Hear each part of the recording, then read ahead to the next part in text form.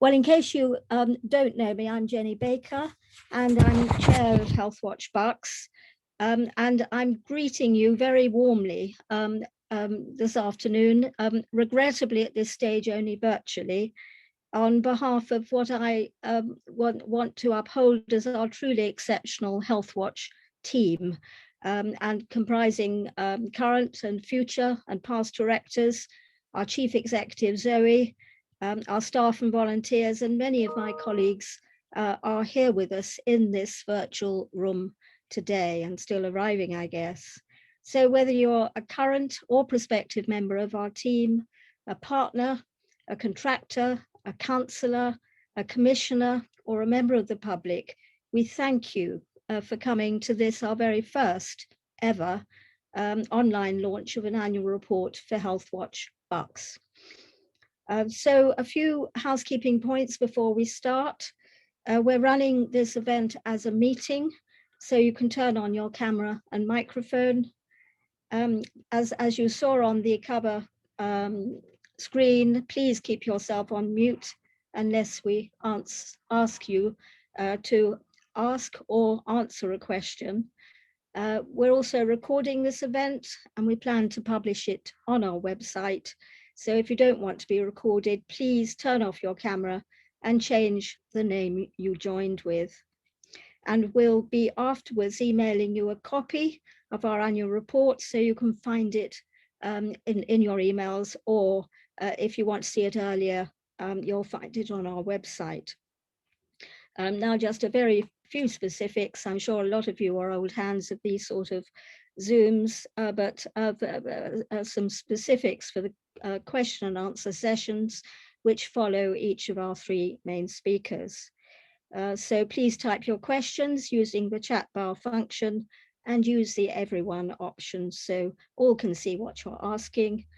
Alternatively, you can raise your virtual hand to ensure we know you have a question. And you'll find your virtual hand option under the reactions button. I hope all that's clear. I'm sure, as I say, many of you are much older hands at all of this than I am, so I'm still finding my way a bit. So why this get together?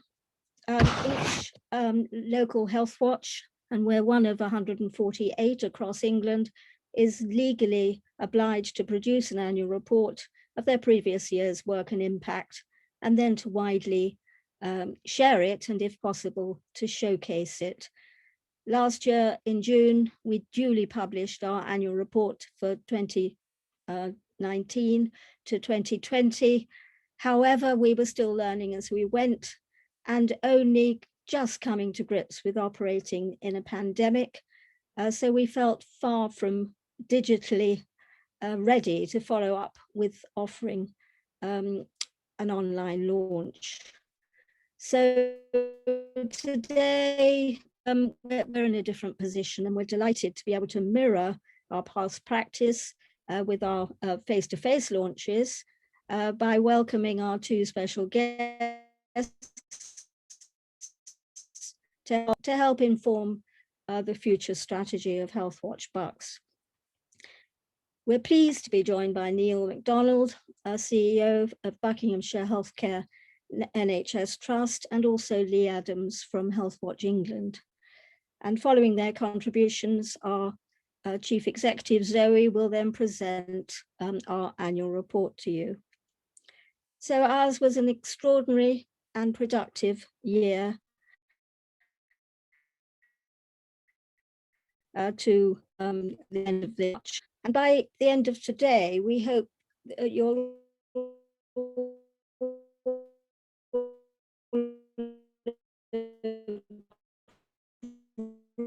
funding and capturing people's experiences and views to support and influence our local, our regional, and our national health and social care system. This year marks the 73rd birthday of the NHS, sadly another year likely to be dominated by the pandemic. These have been and will continue to be the most challenging times ever in NHS history, and our heartfelt thanks go from Healthwatch Bucks to all health and social care colleagues who've gone beyond the pale to care for those affected by COVID-19, and also for delivering an outstanding and widely acclaimed vaccination programme to Bucks residents. Our Healthwatch Bucks annual report likewise demonstrates exceptional work throughout the year in these most challenging times. And despite the pandemic, we've reached out to and engaged with more people than ever before. Our sincere thanks are due to members of the public and partner organisations who shared their views and experiences with Healthwatch Bucks, to our amazing staff, volunteers and contractors working constantly over the last 15 months to ensure that our voice is heard, our local and national partners and providers and commissioners working across health and social care, and those working at Bucks Council, the CCG, and in primary and secondary care, who've listened and responded to our feedback, despite that not necessarily being your priority when we've given it. So we cannot express our gratitude enough for your support. So that neatly takes me on to introducing Neil McDonald, who was appointed CEO at Bucks Health Trust in January 2019, after a very successful and progressive NHS career. And Neil's now leading a skilled workforce of 6,000 plus clinical staff, and working across 2 acute hospitals, 5 community hospitals, and many other services. So Neil has kindly offered to share his reflections on this really challenging past year and BHT's plans for 2021, 2022. So over to you, Neil, wherever you are. Thanks, Jenny. Hello, everybody. Give me a wave if you can hear me, please. I'm not a great user. Oh, thank you so much. I'm not like you, Jenny. I'm not an excessive user of Zoom. We use other mediums in the trust. I am depressingly over familiar with, but thank you for the invitation. I guess there's probably value in me saying a few things, then spending some time in some question and answering sessions, which Zoe's asked me to do. I feel a bit fortunate, really, in terms of I'm not going to be able to do, when I think about the events of the last 18 months, I'm not going to be able to properly distill and reflect just the sheer magnitude of and change and impact that we've all been through, certainly in my organisation since March 2020. I'm also only giving you one slice of what was an extremely comprehensive and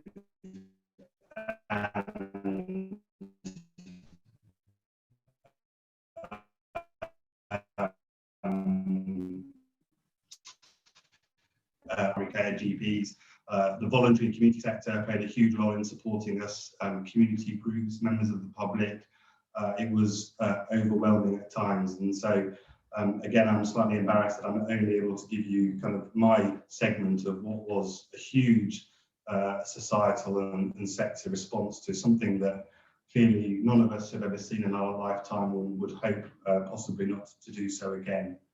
If I maybe just describe what life has been like for us since March 2020, it's difficult really to describe it as one homogenous time entity, really, because it came in different phases, and different times meant different pressures. I think my abiding memories really of March, April, May of 2020 were it was a very anxious time for everybody, clearly, but more specifically the colleagues that I work with in my organisation, because it was something really new, something we didn't understand, and something that we didn't quite know what the scale of it was going to be. And we'd seen pictures from China, pictures from Italy, and no one really knew what was going to happen. We had the anxieties around availability of PPE. So the level of anxiety at that time was incredibly high. I ended up doing things and learning things that I never thought as the chief executive of the trust that I would ever need to really understand the level of detail that I now do. So if you'd asked me 18 months ago, would I need to understand how much oxygen got from a big tank in the car park through some pipe work into Stoke Mandeville, and did I have enough, and was it going to run out, I would have thought you were being a little bit odd. But we now understand all these things in many other things in quite a level of detail. We built lots of new structures, particularly around Wickham and Stoke Mandeville hospitals. We had to shift entire wards, and in fact build entire wards. We more than doubled the capacity in our critical care units, which not only is a physical challenge, but is a key challenge in terms of equipment, highly trained professionals, and such like.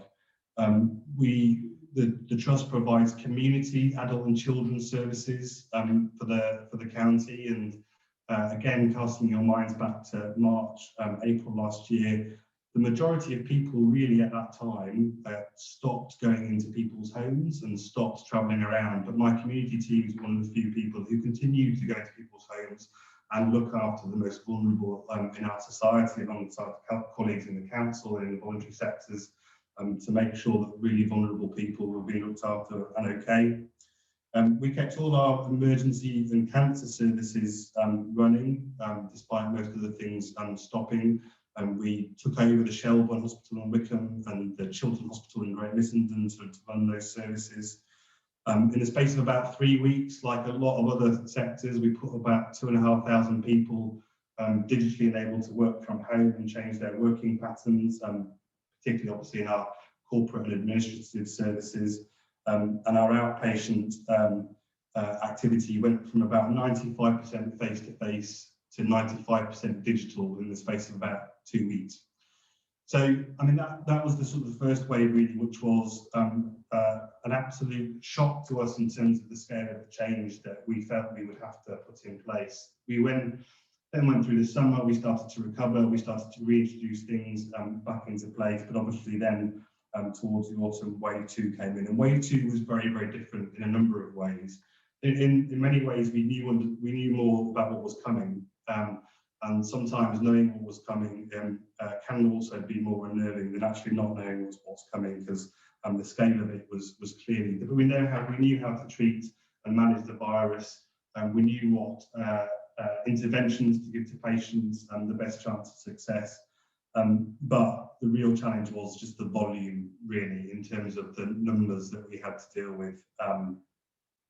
I think in terms of, to give you some context, at a peak, we approached nearly 250 inpatients admitted into Stoke Mandeville Hospital, and the bed base for adults in Stoke Mandeville Hospital is about 370 beds.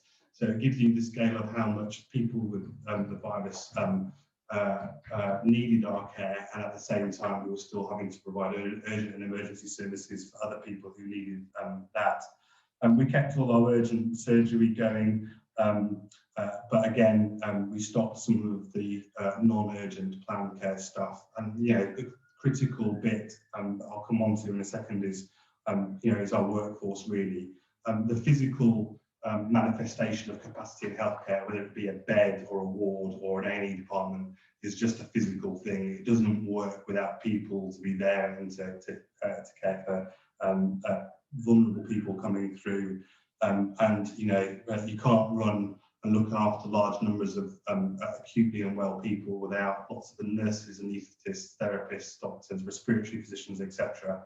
And our workforce at that time was really tired after the first wave. The public mood was very different, and the volumes, it was winter, it was dark, it was cold. So that was a really difficult time for us, which I think is going to take us a long time to recover. And of course, we now enter for us, the third wave. For some people, it's the fourth wave. But we, after a brief fortnight in June, where Stoke Mandeville was entirely COVID-free for 14 days, it's unfortunately back with us. And if I could re-emphasise a message, the data that you're hearing about and seeing about nationally around the importance of the vaccination in reducing the numbers into hospital, that's very clear with the people who are with us today. So the proportion of people being admitted seriously ill are the ones that are unvaccinated, and that's a really important message I would like to get across, really. Some general reflections from me. So one, the virus really has fundamentally changed everything about how this organisation now operates. And it's completely changed the underlying kind of business model of the organisation. So everything we now do, we have to do in different ways, whether it be the volume of people we can have in an A&E department, the number of people in a waiting room, how long it takes us to do an operation because of the enhanced cleaning and protections and testing. So more or less everything that we do is now different, which has fundamentally changed our capacity requirements. Because if it takes you longer to do things and you need more space to do it, then you need more resources to do the same things that you were doing 18 months ago that now we're doing in an either slower way or need for more precaution and more space. And we know that hospitals are the primary location of risk in terms of where infection transfer might happen. So that's going to have quite big implications of kind of what the model of the trust going forward is. I think the impact on our people really, like all parts of society, has, but particularly I think for us has been quite dramatic. Healthcare is a human delivered activity. It relies on highly skilled, motivated and caring humans doing things with other humans. Despite all advances in technology, digital, robotic surgery, new drugs, new diagnostic interventions, new surgical procedures, you have to have people doing these things, and we are a very, very people-focused industry.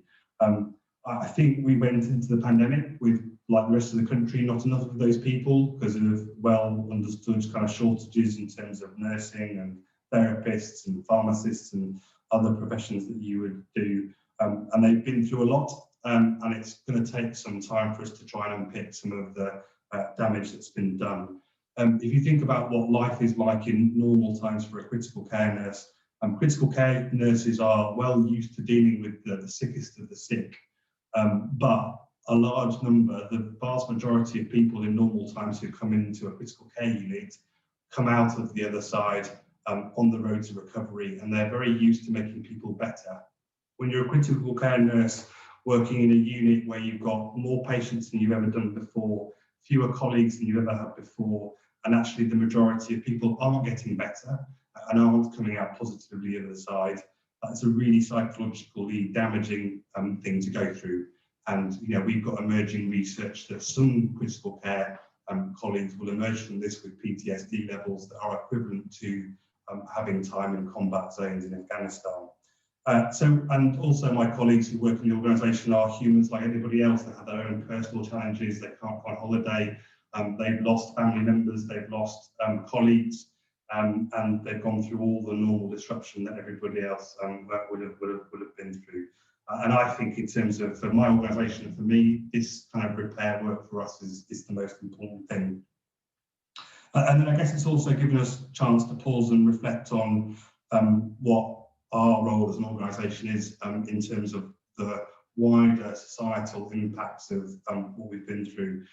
Lee will talk to you much more knowledgeably than me in a bit around the impact on health inequalities and the depressing and very stark focus that's been brought on those of people of different ethnicity. Deprivation, housing, education, employment have been disproportionately impacted. We've always known, like the rest of society, that these are there, and it's taken something like this to really expose that, which will probably shift everything that we do going forward. We've always tried very hard to treat people equally. I'm not always sure we've treated them equitably, and those things are different. And those will pose some interesting future conversations about how resources are allocated, also what role my organisation has to have in its community. So have we really taken our role in helping lead prevention rather than just curing sick people? We are a very large employer in the county. How are we using that ability to be able to bring people into employment and give opportunities to people who don't usually get access to them? we are a huge purchaser of stuff locally. How are we supporting local businesses? What is our impact in terms of the environment and what we're doing in terms of some of those wider societal things that we need to be much more outward focused beyond the walls of our hospitals at this moment in time. The sort of the future for us, to finish off, Jenny, I think is, you know, there's going to be this huge challenging times ahead. We're not only obviously dealing with huge numbers of people whose care has been delayed. We've got probably a tricky winter to come along. There are other unmet need we know is out there in the community of people who haven't come forward, who will need our care in the future, and there will be second and tertiary waves of non-COVID demand that's been pent up. Colleagues in the Mental Health Trust will be seeing this, and that will impact on us. Colleagues in primary care are seeing this. This will impact on us, social care, etc. I mentioned earlier the capacity challenge. We will be needing to do something around the amount of capacity we've got. Those of you who know the two main DGH sites in Wickham and Stoke know that parts of those are in need of some serious modernisation and upgrading, and we'll have to look seriously at the infrastructure that we provide. There are great opportunities in terms of some of the speed and breadth of technological innovation that have happened over the last few months, and what the future model of outpatient care looks like, not only in providing for those that want it and can appreciate it, technology with clinical teams without having to spend an hour driving around our car parks to come and see something that can be done in this type of environment, but also how we're able to put technology into people's homes and to keep them safe at home, whether that be monitoring their diabetes or their frailty or their falls risk. That sort of technology has moved on leaps and bounds over the last year. The last year has brought together, I think, colleagues across the sector much more closely. Relationships have always been really strong in this county between different parts of the health and care sector, but we've been thrown together much more closely over the last year. So how we interact with particularly GPs in primary care, the Mental Health Trust, council services, there will be some significant, I think, changes around what we've learned over the last 18 months about how to do that. But I will come back again to my people really to finish, Jenny, in terms of how we're making sure that we are looking after our colleagues, giving them some downtime, allowing us to be able to go out and recruit and bring people who now want to come into the health and care sector in, have time with their families, be able to go on holiday, that we give them actually the right level of kind of psychological and wellbeing support that we do, will be the dominant thing that we look to do. So my final bit, Jenny, just to say thank you to you and your team. Really, we've obviously kept in touch and kept working together over the last year.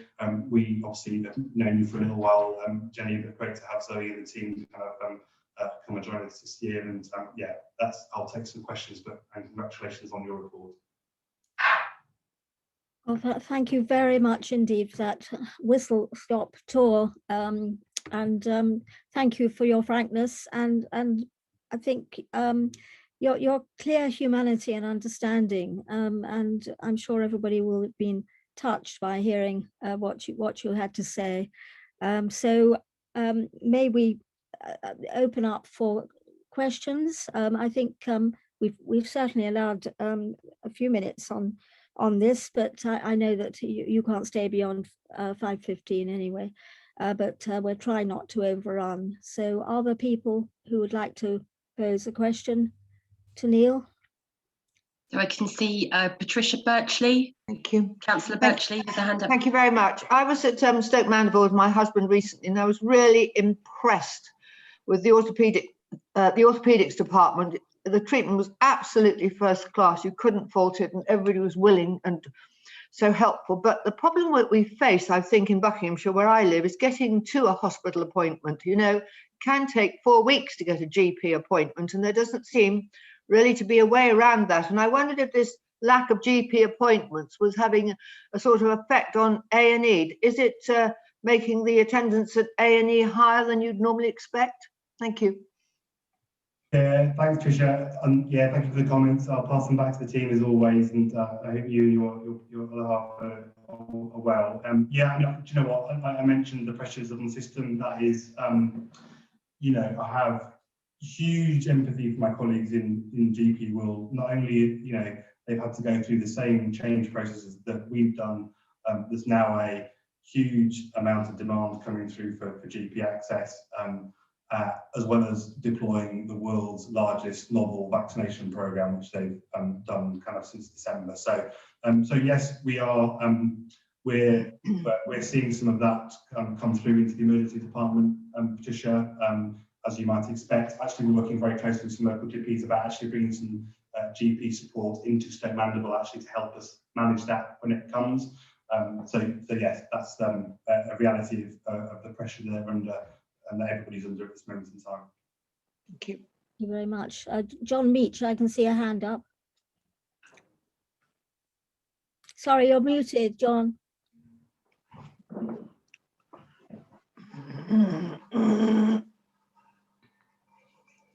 Sorry about that. I thought I could press the space bar, but never mind. Thank you. Yes, you mentioned that on tech and so on. That's coming along. How actually do you interact with NHSX and NHS Digital and so on? Well, it's usually me asking them for money, John.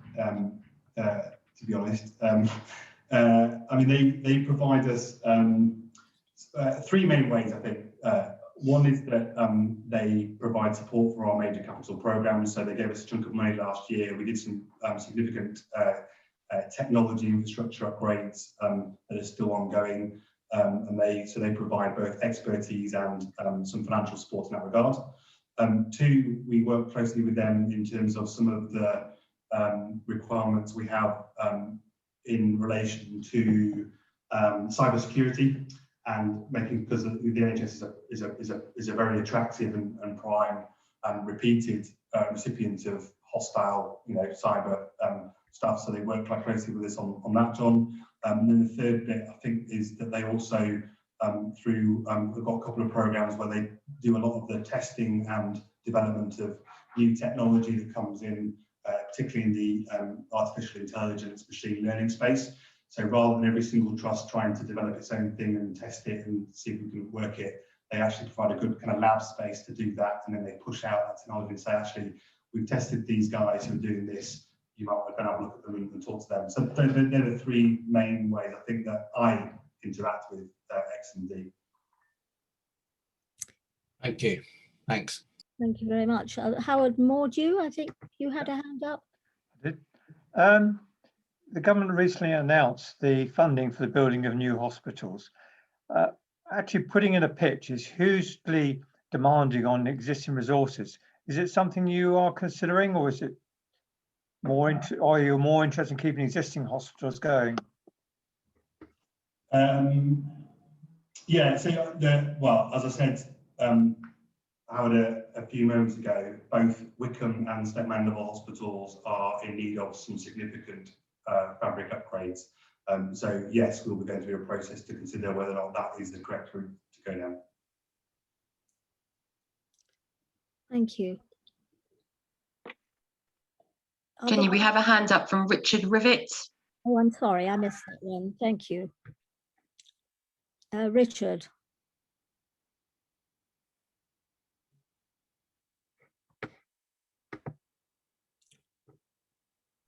You might be on mute, Richard.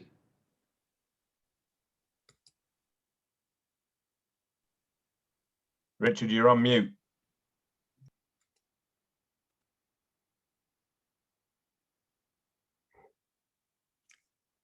Still on mute, Richard. Can we, Belinda, can we get? Hang on. Oh, that's Can you better. hear me now? Yes, that's better. Thank you. Okay, sorry, I'll start again. I've been completing the Zoe COVID questionnaire for the last 12 months or so. And of course, the cases it produces or it shows goes up and down quite significantly over the last 12 months. Recently in the High Wycombe area, it's now approaching, probably may even be over 1,000 cases.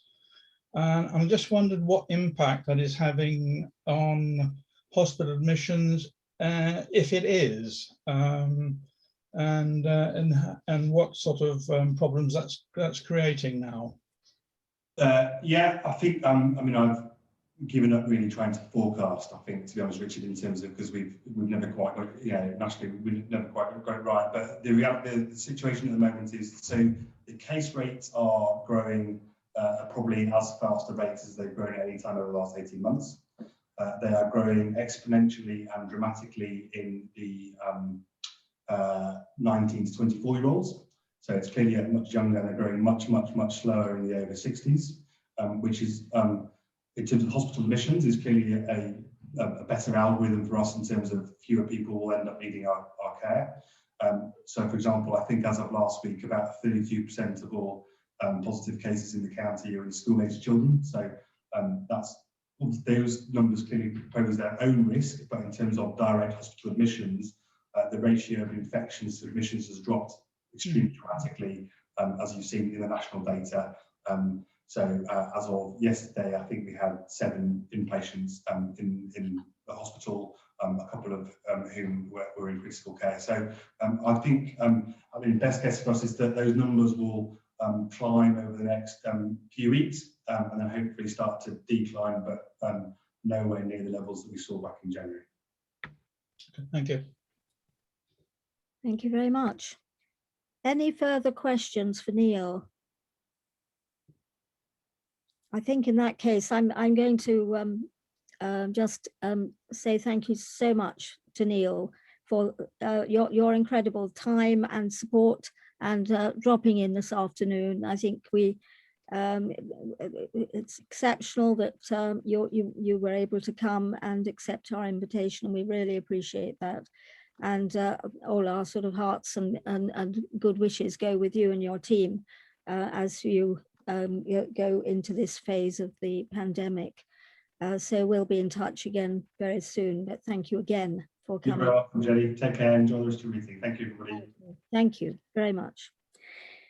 Right, so may we then, without further ado, move on to our second guest speaker, to Lee Adams, who's going to be talking to us on equality, diversity and inclusion, and Healthwatch England's plan for 2021-22.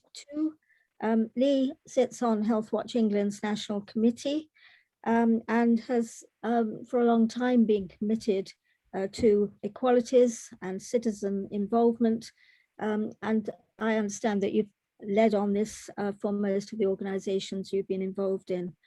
And as I inferred earlier, you now spend half your life in Steeple Claydon, so you're one of us. Yay!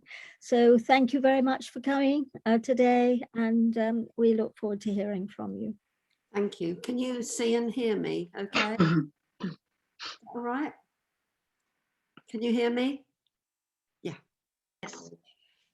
Okay. Well, thank you very much for inviting me. I'm here for Sir Robert Francis, our chair, who couldn't make it tonight, but I'm delighted as a local person to be able to be with you, even though it's over Zoom. Yes, I've lived in Steeple Claydon with family for about 3 years, so got to know the area quite well. I've experienced primary care there, and at Christmas I had a spell in Milton Keynes Hospital myself, so I have some experience of acute care as well. It's my 4th year on the board of Healthwatch England, so I have some experience of the work at national level as well.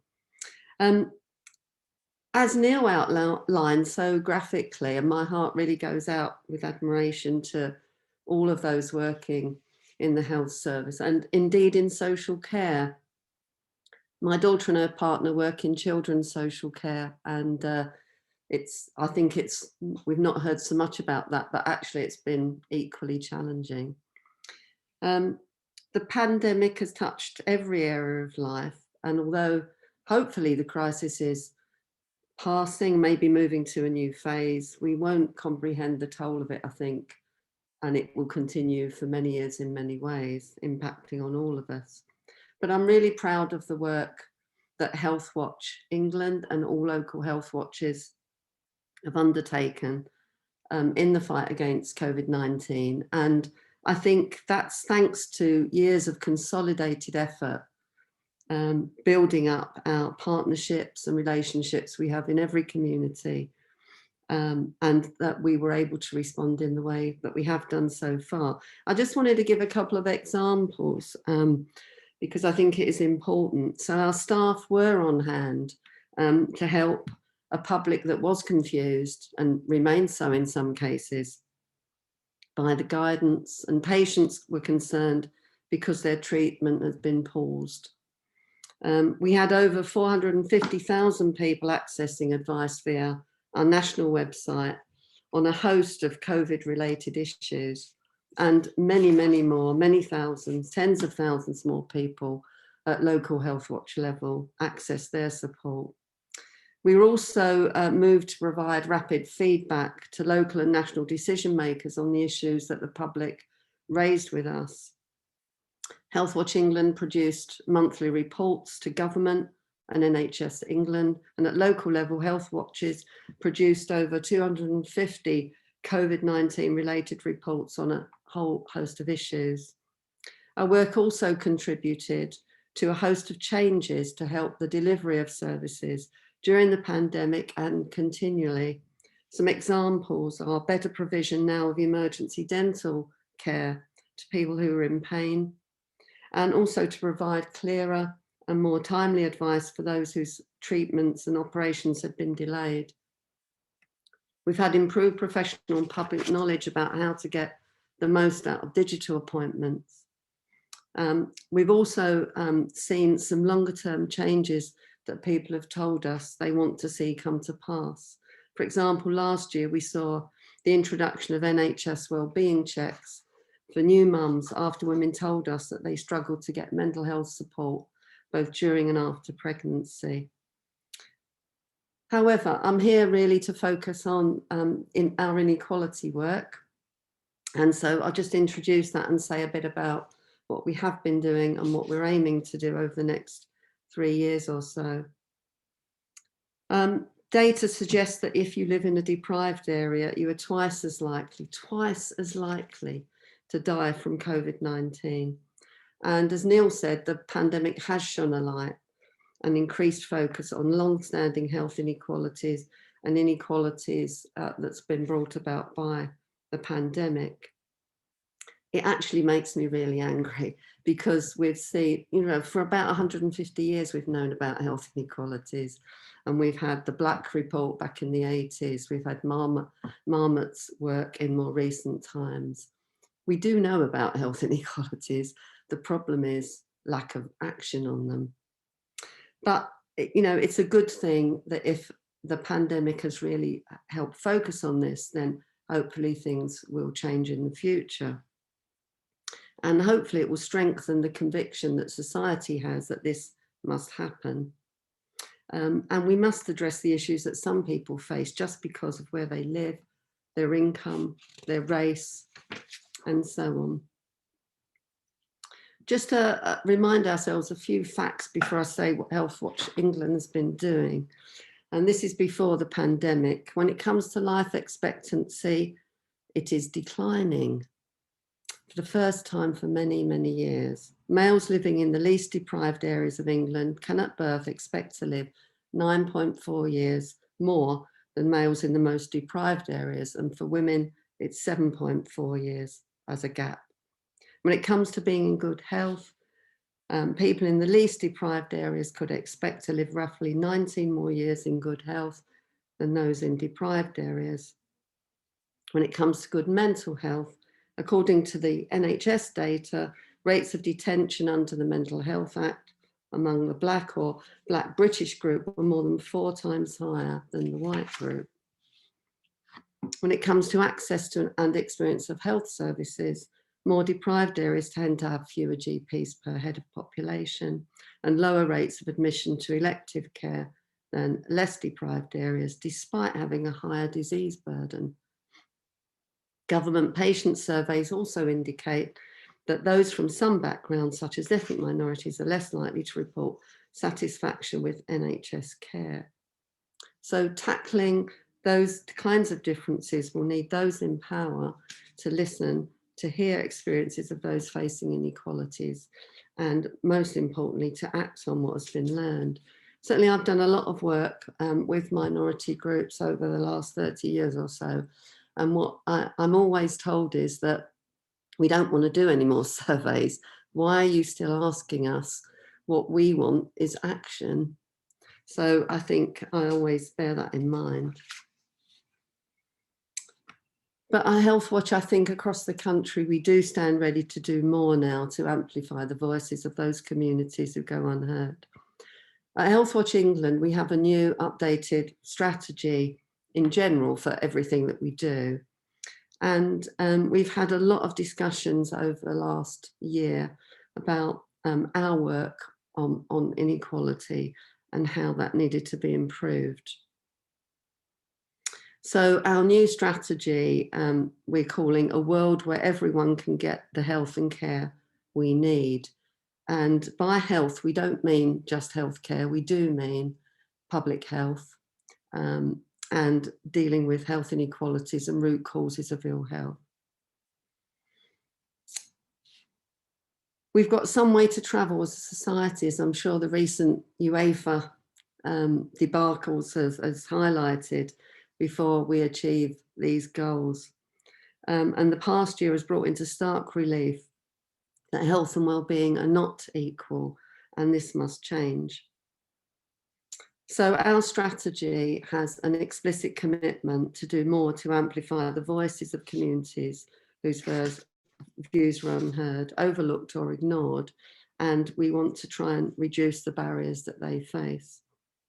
So we have to think about, not as a special project, but in every aspect of our work, how that is affecting all of our communities and what we need to do in terms of positive action to make sure those who are suffering the most or who are not included the most do have a voice and can be responded to and supported. We also need to be sure that our evidence is getting to those in power to act swiftly, and if they don't respond, then we lobby and advocate as much as we can. In June 2020, we launched our first annual Equalities, Diversity and Inclusion Plan, and we committed to look at our work through the lens of equality, diversity and inclusion in everything we do, and overall to report that quarterly to the Health Watch England Committee. Steps we've already taken this year: we've revamped our Equalities Impact Assessment policy. We've updated our national feedback form to identify better who is sharing views with us. And we had a lot to learn about who we weren't hearing from, and that has guided our future work on trying to improve that. We've been rolling out guidance to help local Health Watch engage different sections of the community, and I'll make some specific examples in a minute, and making sure the public can read our online advice and information in other languages. Thanks to the help of Joy Bershon, who's the Chief Executive of Health Watch Greenwich, who we seconded, we've engaged over 2/3 of local Health Watch network in a conversation to identify the good work that Health Watch is already doing at local level. And a lot of that, it seems, is unreported. So we really need to start to amplify that much more.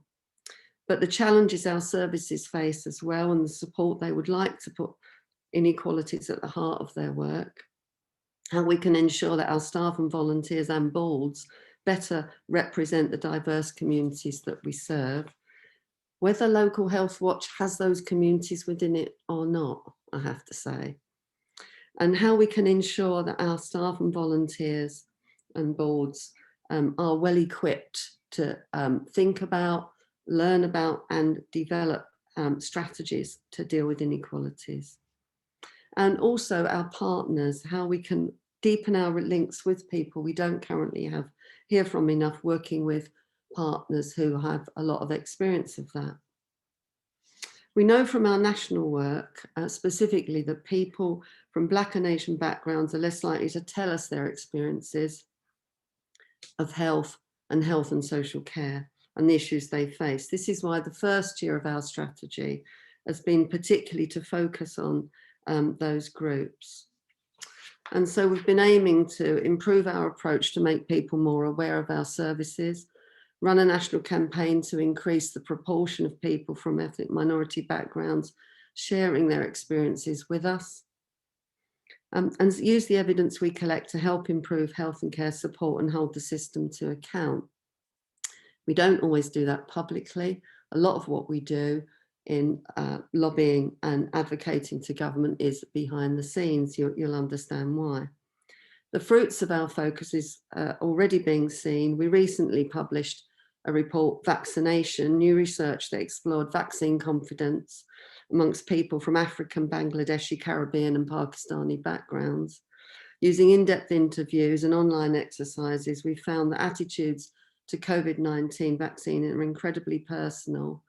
We must understand the reasons behind the mistrust and low confidence that people have in our systems and our health messages. The research also uncovered several ways to increase public confidence in future public health campaigns. They include the importance of individual agency, giving people the ability to decide about the vaccine by providing them with all the information in a timely and relevant way. Using those who are seen as independent, people are more likely to trust organisations and people like doctors, scientists and the NHS when they act independently from government. And promoting transparency. Transparency and trust go hand in hand, and we found it's essential to make all information about the vaccine public, accessible and consistent. Not making people feel targeted. This was a very interesting finding from the research.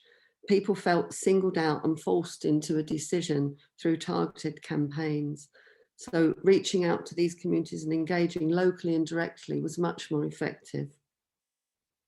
Our strategic review highlighted the passion and commitment our staff and volunteers have for tackling health inequalities, and as well as engaging people and demonstrating the best practice that already exists. However, we did find through the work over the last year that we do have some negative attitudes amongst some involved in Local Health Watch that we have to overcome and support them to overcome.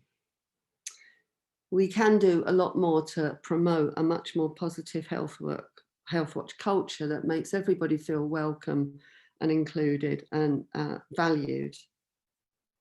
So over the next year, we will aim to ensure that Local Health Watch services understand their legal equalities duties and take a consistent approach to champion equalities in their work, encouraging Local Health Watch to review the makeup of their boards to ensure a diverse range of perspectives.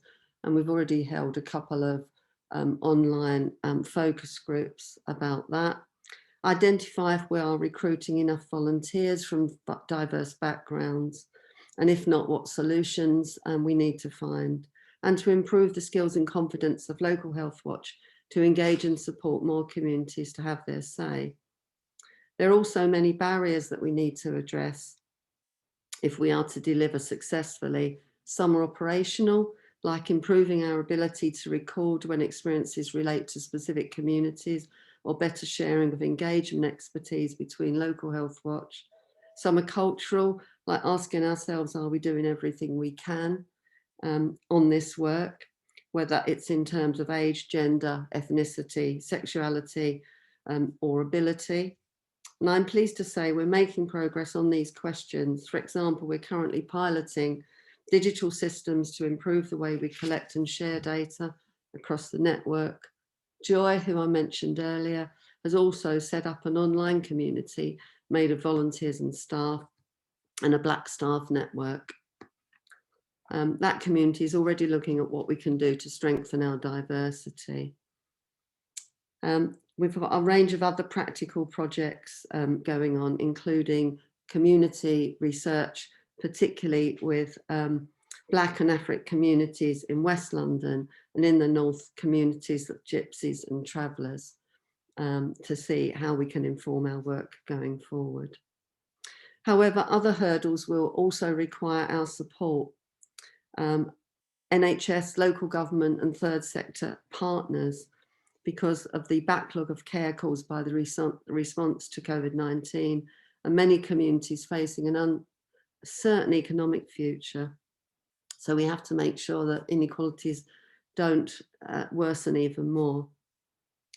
It also means taking the argument for investing in community engagement. It's not just about inequalities, but community engagement and participation, which has long been a key objective of the World Health Organization and its public health programs.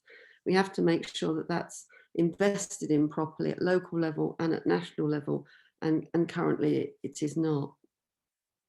I don't think it's just always about new resources either. It's about using existing workforce in different ways. But thanks to all of the work at Local Health Watch, including yourselves in Health Watch Bucks and other local Health Watch and Health Watch England, we're in a good position to make this case. So just a few final words. The government is increasingly acting on the issues we raise. I think that's a good thing. We're now in a good position to move forward. And the fact that you and all the other Local Health Watch have produced some very powerful annual reports demonstrates the commitment and skills we have and we can harness going forward. And I note in your annual report, I'm sure Zoe's going to mention that going forward, you want to have a particular focus on health inequalities, which is really good. So thank you very much for your time today. I hope this has been helpful, and I'm happy to answer any questions. Thank you. Thank you very much, Lee, for that very clear explanation of everything that's going on. And I think it's really good to see it in one place. You know, one picks up summary information from other sources, particularly at Health Watch England, but actually to bring it all together here, I think it's a really, really helpful presentation. And may we, I mean, may we share your notes? Of course. Anybody who's here, because I think it's very clearly set out in all that you've said, and I think that in itself will be a very good resource. So we've probably got time for a couple of quick questions, but probably no more. So is anybody anxious to raise anything on in response to Lee? Anybody from Health Watch? Oh, sorry, Richard Rivet again. Thank you very much. I've unmuted now. So. Thank you. One of the things that I think has I've noticed that with this pandemic, it is so different from everything that we've ever experienced. But there seems to be a general lack of educational knowledge about how we should look after ourselves. I'm in my 80th year now, so I like to think that I'm pretty good at knowing what is wrong. Is there a case for putting some health education in the national curriculum so that the young people of today know how to at least approach things and when to ask questions? I think, and where to ask. I mean, the digital world, Google and what have you, you can find so much, but there is a lot of misinformation out there. And what I think is important is that they are told where to go for the right information. I just wonder whether it's something that should be within the national curriculum nowadays. Totally agree. It is in the national curriculum in a sense that it's part of personal and social education, but not everybody gets it. That's the issue. It's been squeezed out really in many ways. One of my first jobs in public health when I was 24 was to produce health education curriculums for the London boroughs of Redbridge and Waltham Forest. I've still got those, and I just wish that was prevalent in all schools. So I'm totally supportive of what you say. Mm-hmm. Obviously, there's a lot that can be done through the youth service, the voluntary sector, as well as through parent education as well. But yeah, I mean, it's been interesting to me, who's had a career in public health, that I've never heard public health mentioned in the media so much as over the last 2 years. And yet what they mean is infectious disease. I mean, public health is much, much broader than that. And it is about education, information, support, changing the root causes of ill health and dealing in a much more preventive way. And I really do hope this is going to mean a change now in our society and in the way that we provide services. I mean, I think it's still about 1% of the NHS budget, public health work. That's got to change. Okay. Thank you. Thank you very much. And you know, Richard, if I can add to that, at least Healthwatch is on the Health and Wellbeing Board, and these are the sort of issues we can raise at that level, as well as Healthwatch England raising it with people in education. And it may be that a lot of this is already being tackled, but we're not aware of what's going on. Thank you. So one question from John Meach. I think this will have to be the last question for Lee, please. Thank you, Jenny. Lee, you've spoken very eloquently about how we've done lots of surveys around health inequalities and so on, and the need to amplify voices. And I'm thinking particularly in one of the most difficult areas in mental health. Have you got any best practice as to how to amplify those voices? And I'm thinking with particular reference to mental health, which is one of our focuses as well going I forward. think there's enormous amounts of best practice around the country. Maybe we need to bring that together in a more accessible way, because actually in mental health services, as opposed to acute and primary care, involving of patients, involving of people and communities has been long part of mental health practitioners' practice in ways that it hasn't been in other parts of the health service. So there's lots of really good examples of, I mean, essentially all this is about is sort of a democratic way of working. It's about reaching out. It's about talking to people and involving them. I mean, it's not rocket science.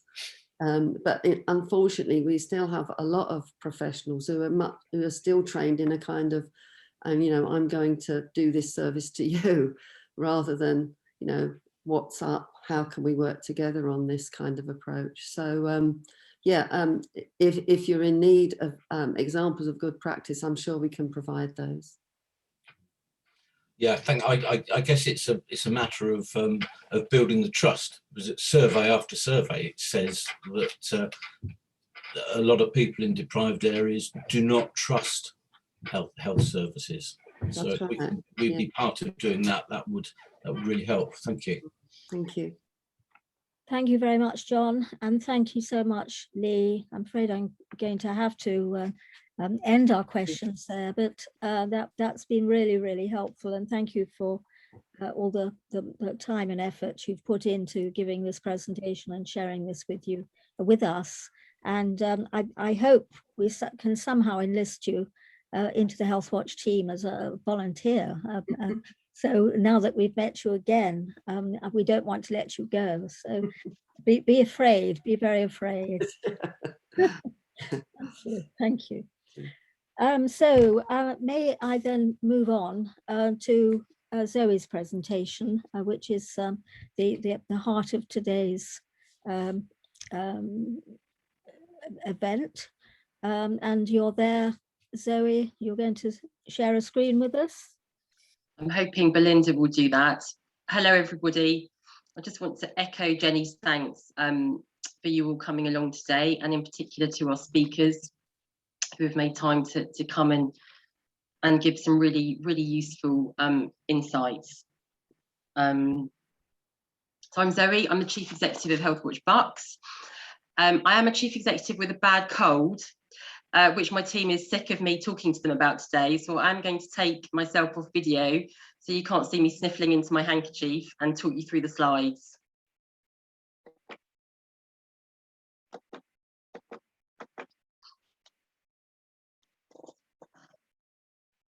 So I'm going to take you through some of our achievements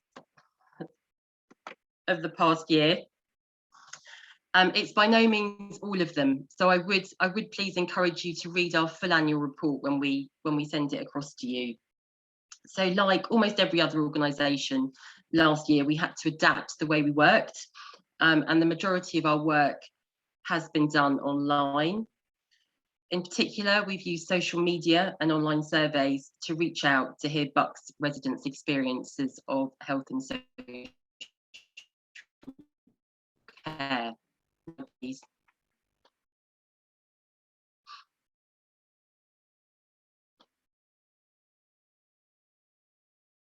Next slide.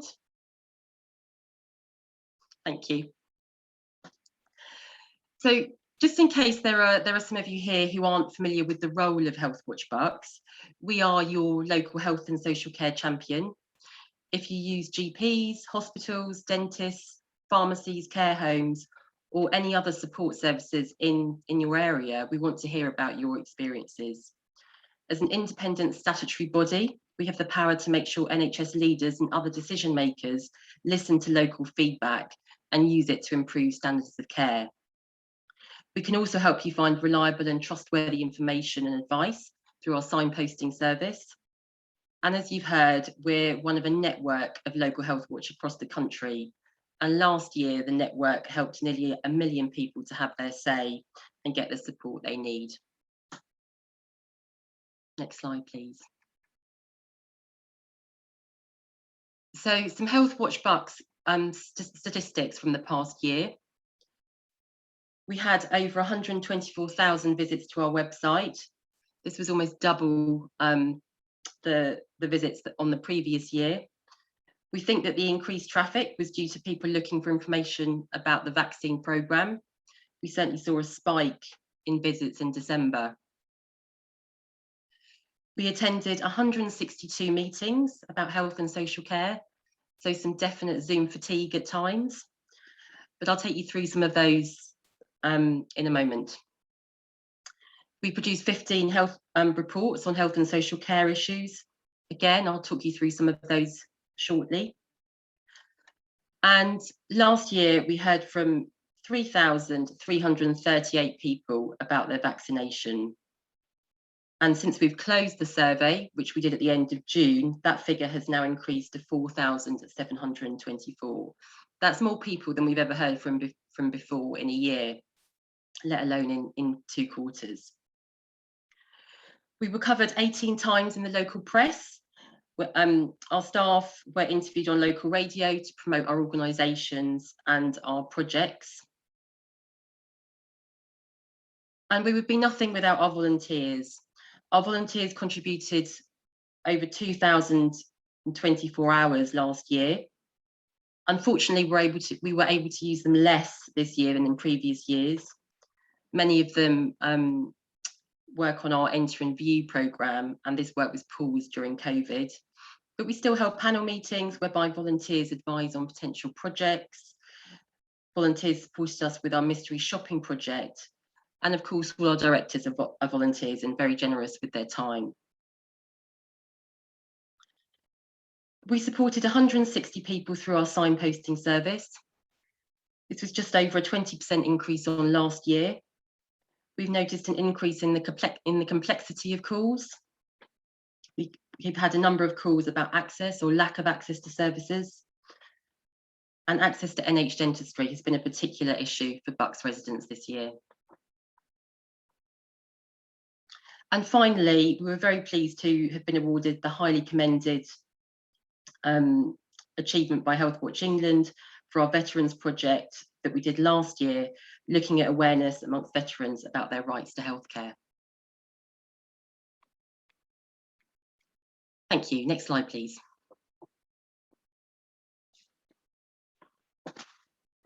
So I think some of the work that we've done for Buckinghamshire Healthcare Trust this year gives a good example of as to how we've adapted.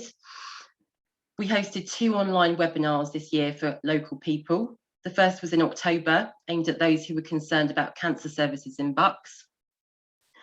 And we had a panel of specialists from BHT who were able to answer questions about services during the pandemic and the work that they were doing to try and make sure services were safe and maintained during COVID. We also held a second webinar on planned surgery, again with a panel of clinicians who had different specialisms to answer people's questions about the impact of COVID on planned surgery and address some of their concerns. Next slide, please. So now I'm going to take you through some of our projects that we did last year. The first, we undertook 2 projects actually that looked at life in care homes during the pandemic. The first looked at the experience of residents and relatives, and we worked with a small group of people to design the survey questions. We heard from over 200 people. Interestingly, 79% of residents felt that they were well informed about what was happening in the care home at this time, but only 40% of relatives felt the same way. Those with loved ones living with dementia felt less informed than other relatives about certain aspects of the resident's life. For example, they didn't feel informed about the physical health of their loved one. They didn't know whether there was continuity of staff, or whether staff were off with COVID or self-isolating. When we publish our reports, we always make recommendations to providers and commissioners based on what we've heard from people, on ways they can improve services or people's experiences of those services. And one of the recommendations we made in this report was to make available good quality mental health support to all care home residents. Next slide, please. So our second care homes project heard from those who worked in care homes. We worked with Fremantle Trust staff to design questions about issues that were important to staff in any care home. We found that experiences of COVID diagnosis and testing were varied. However, most respondents were very positive about measures put in place by their employer. They felt supported by their employer, and they told us about positive new initiatives that care homes had implemented to keep residents and relatives engaged and in touch. So just some quotes. We've been to virtual places using the iPad. Some residents have become pen pals with the community. A member of staff brought in and played their guitar. Staff members took on the entertainment role, singing, dancing, acting the fool. Residents enjoy this very much. Next slide, please.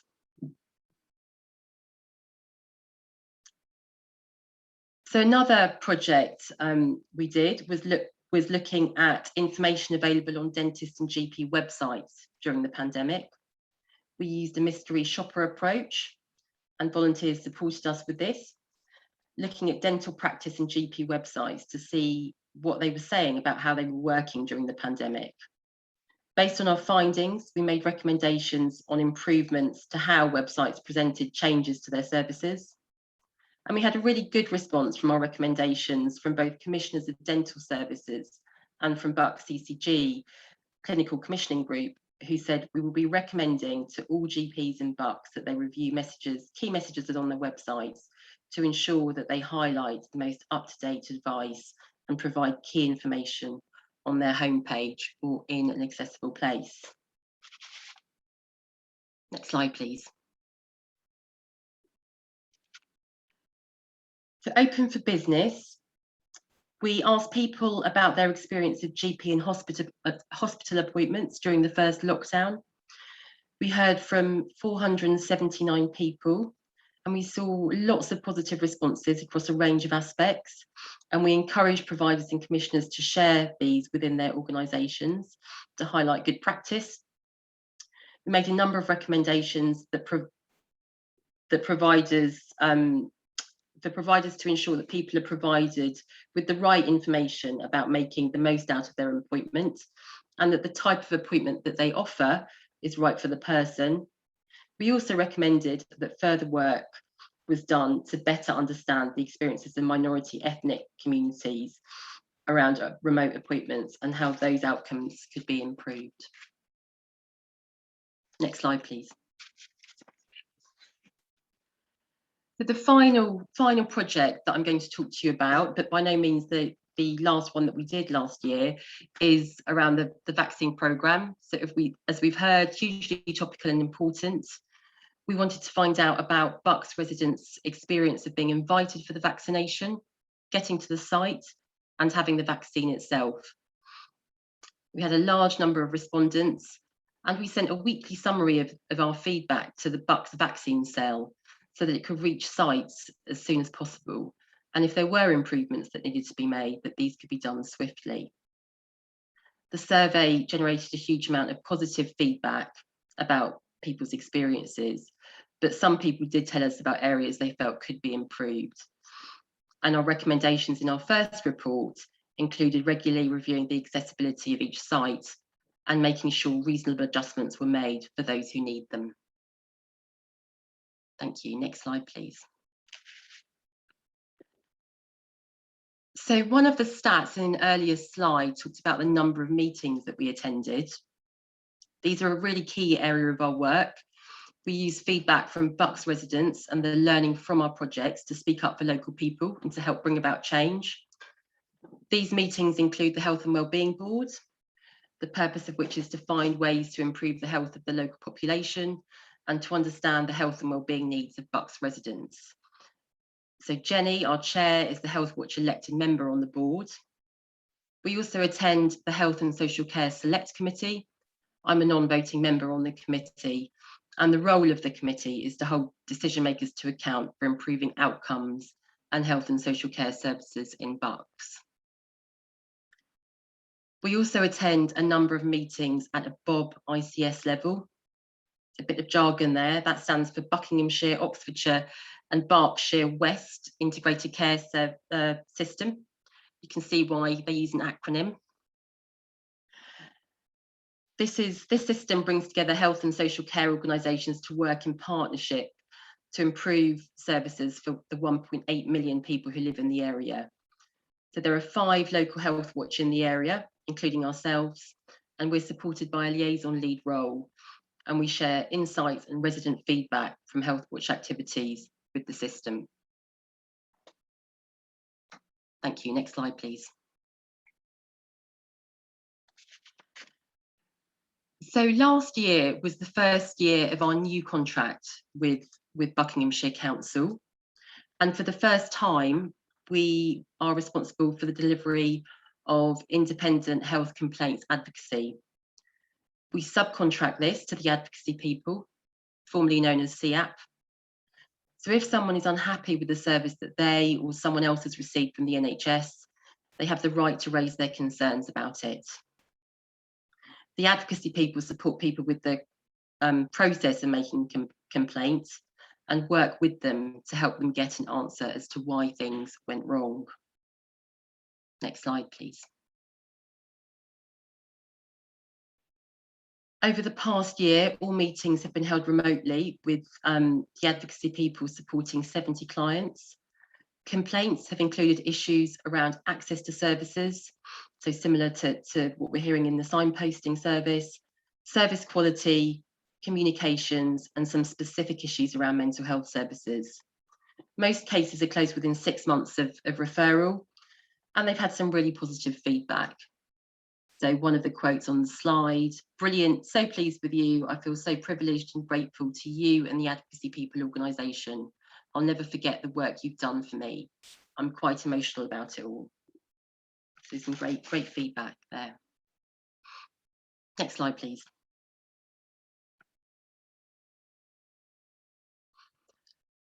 This is me when I'm looking better, feeling better. So we've heard Lee and Neil talk about health inequalities and the effect of health inequalities on health and social care. This year has brought to the forefront this, to everybody, and the barriers to access that some people face within our communities. This year, we're looking to target our resources to hearing more from those people. Our priorities will be COVID-19 response and recovery, because as we've heard from Neil, we're far from over it, mental health and primary and community care. We will also take a cross-cutting interest on lesser heard voices and integrating care. Next slide, please. So finally, it's really important to our work that people share their experiences with us, whether good or bad. If you've had a negative experience, it's really easy to think that nothing ever changes and there's no point in complaining. Or if you've had a great experience, you might want to say thank you. And actually, if you go to our website and look on the news section today, we've got a great real story from someone who had treatment at Stoke Mandeville Hospital that really kind of highlights some good practice and the positive impact that that's had on that person's life. So your feedback can help improve the health and social care system and ultimately people's lives. So if you or anyone else you know needs advice or would like to tell their story, then please do get in touch. And that almost brings me to the end, but can I just say a huge thank you to the staff team who've worked incredibly hard over the past year and were very welcoming to me when I started in October, and of course to our volunteer team as well. Thank you.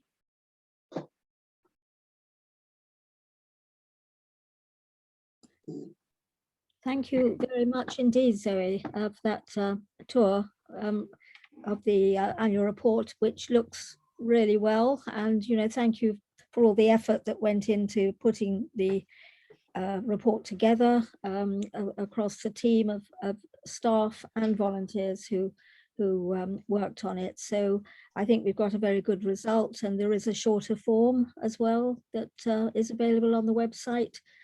So we would very much welcome anybody in the audience today who has got contacts to actually forward the report to other people, either the long form or the short form. That would be really helpful if you've got some people who might be interested. Can I open this meeting up for any questions that people would like to pose to Zoe on the work that's been done?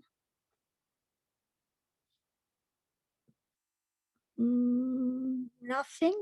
Does that mean you're very all happy? Oh, I see a hand. Nothing too difficult, please. Oh, sorry. Sorry if I've missed something, but could you just comment on your future work programme for this coming year?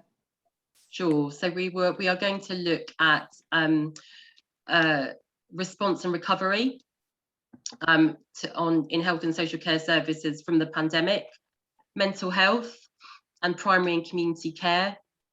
And our cross-cutting priorities are hearing from lesser heard voices and integrated care.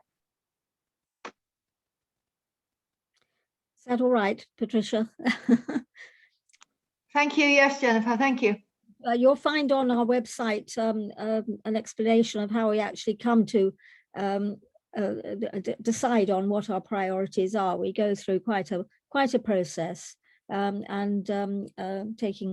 advice from a whole range of stakeholders. So I hope it's scientifically done and not just plucked out of the air. So it's all based on what we're hearing from others.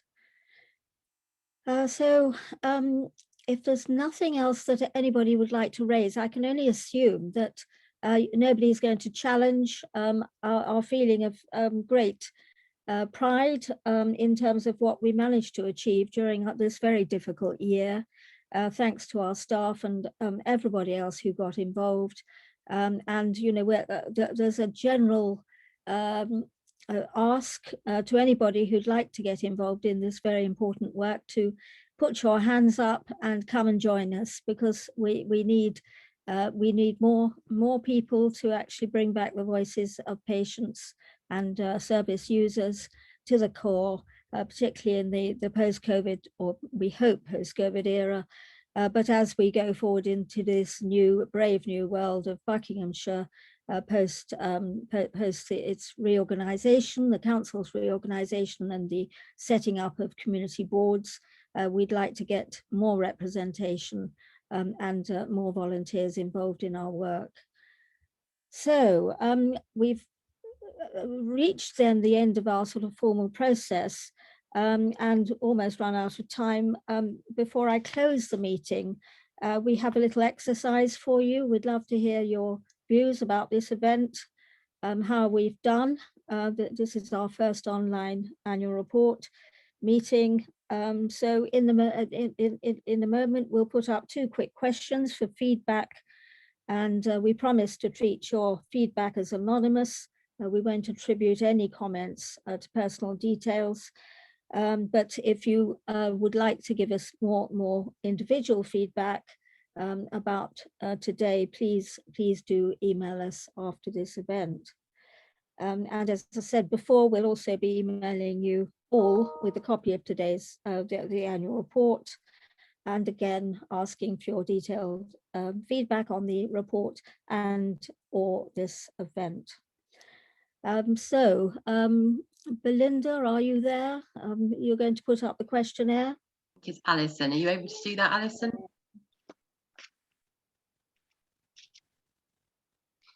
No, I can't actually. I'm very sorry. I've been invalidated. I'm going to try and do it at my end and see if it works. Can people see that? Yes, yes.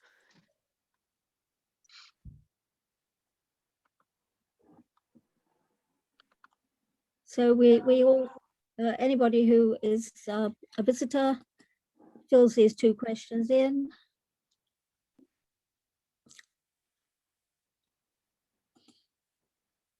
And do we get the results today, Zoe, or not? Not right now. No. I don't think. But we will. If people are interested, we can let people know of the results. But also, as Jenny said, if there's any extra feedback that you would like to give us, then please do that when we email out the annual report to you all. Thank you very much. So nothing now remains then apart from bringing this meeting to a close. And actually, my directors will be amused because we're in good time. And normally we're running behind at our board meetings. So this is a novel experience. But thank you so much, everybody. Oh, sorry, we've just got the results up. So we do know. Thank you very much indeed. So 57, well, most of you thought today was excellent or good, and you would like next year's event to take place again online, the majority, which is very interesting. So we will reflect on all of that. So thank you so much for feeding back. Again, thank you so much. And you've given us lots of heart and encouragement to go forward in the important work that we're doing, particularly in this still ongoing COVID pandemic. That gives us all greater encouragement to do more and to drive more engagement with our patients and our citizens from whatever backgrounds. And thank you so much for everything that the team has done. And thank you for coming here again and being part of this, to us, very important meeting. So I think with that, I'm formally going to close the meeting.